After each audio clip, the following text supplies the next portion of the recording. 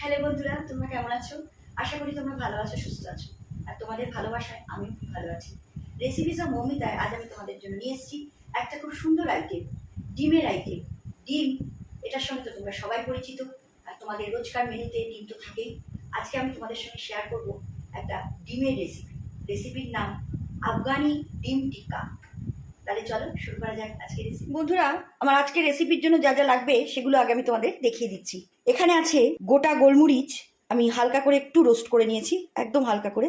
আর আছে গোটা জিরে, রসুন, আদা, কাঁচা লঙ্কা আমি এইভাবে কুচি করে নিয়েছি, হলুদ গুঁড়ো, ধনে গুঁড়ো, লঙ্কা গুঁড়ো নিয়েছি, অল্প একটু কাজু বাদাম, পেঁয়াজ কুচি, নুনটা আর চিনিটা তোমরা তোমাদের আন্দাজ মতো দেবে, আর আছে টক দই, আর এখানে আছে ডিম। আমি এখানে 4টে ডিম নিয়েছি, হাফ করে নিয়েছি, 8 পিস হয়েছে। ডিমে আমি হলুদ, লঙ্কা গুঁড়ো আর নুন মাখিয়ে নিয়েছি। তাহলে চলো শুরু করা যাক আজকের রেসিপি। দেখো বন্ধুরা, আমি গ্যাসের উপর একটা কড়াই দিয়েছি, কড়াইতে আমি মাস্টার্ড অয়েল দিয়েছি, তেলটা গরম হয়ে গেছে, গ্যাসের ফ্লেমটাকে এখন আমি মিডিয়ামে রেখেছি। এবার আমি এর মধ্যে অ্যাড করব কুচানো পেঁয়াজ, হালকা একটু ব্রাউন করে আমি এটাকে ভেজে নেব। গ্যাসের ফ্লেম আমি মিডিয়াম টু লোয়ের মধ্যে রেখেছি। পেঁয়াজটা একটু ভাজা হচ্ছে, এবার আমি এর মধ্যে অ্যাড করে দেবো কুচানো আদা, কুচানো রসুন আর কাঁচা লঙ্কা। ঝালটা তোমরা তোমাদের আন্দাজ মতো দেবে। আমি এখানে একটা লঙ্কা দিয়েছি, তোমরা চাইলে লঙ্কার পরিমাণ বাড়াতে পারো। এই সব দিয়ে আমি এটাকে একটু ব্রাউন করে ভেজে নেব। আমার এগুলো হালকা ব্রাউন হয়ে গেছে, এর থেকে বেশি আমি আর ভাজবো না। এবার আমি এগুলোকে একটু মিক্সার গ্রাইন্ডারে নিয়ে গ্রেট করে নেব।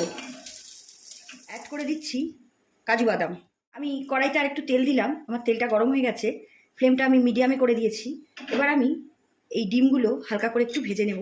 তোমাদের আমি আগের একটা রেসিপিতে বলেছিলাম, যখন তোমরা ডিম কাটবে তখন উল্টো করে ডিমটা দেবে, তাহলে কুসুমটা বেরোবে না। ফ্লেম কিন্তু হাই করবে না, মিডিয়ামের থেকেও কম করে দিয়েছি আমি, তা নাহলে পুড়ে যাবে। মুখগুলো কিন্তু তোমরা যখনই ডিম ভাজবে হাফ করে, সবসময় বলছি কুসুমের দিকটা তেলের দিকে দেবে। দেখো বন্ধুরা, আমার এগুলো হয়ে গেছে, এবার উল্টো দিকটা করে দেবো। দেখো কুসুমগুলো কিন্তু কিচ্ছু বেরোয়নি, আমি উল্টে দিয়েছিলাম, তাই সবকটাকে আমি এভাবে আবার অপোজিট সাইডটা করে দেবো। আমি গ্যাসের ফ্লেম মিডিয়ামের থেকেও কমিয়ে দিয়েছি, আমার ডিমগুলো হয়ে গেছে। এই দেখো, এর থেকে বেশি আর ভাজবো না। আমি এবার এগুলো তেলের থেকে আস্তে আস্তে তুলে নেব। এই তেলেই আমি অ্যাড করছি গোটা জিরে আর গোটা গোলমরিচ, যেটা আমি শিলনোড়াতে একটুখানি ক্রাশ করে নিয়েছি। এটা আমি তেলের মধ্যে দিয়ে দিলাম।